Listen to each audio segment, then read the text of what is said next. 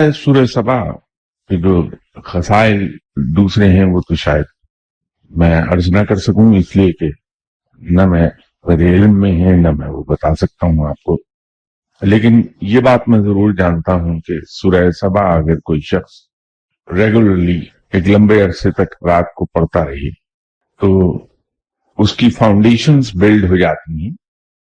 तो ये वो फाउंडेशन तैयार कर देगी सूरह। अगर इसको हम तवातर से पढ़ेंगे, बाकायदगी के साथ पढ़ेंगे सूरह सबा को नमाज ईशा के बाद, तो एक लंबा अरसा लगता है, तकरीबन 1.5 साल का अरसा लगेगा।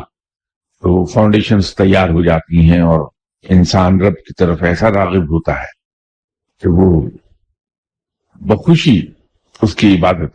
इसको आप पढ़ लीजिए अगर पढ़ना चाहें तो।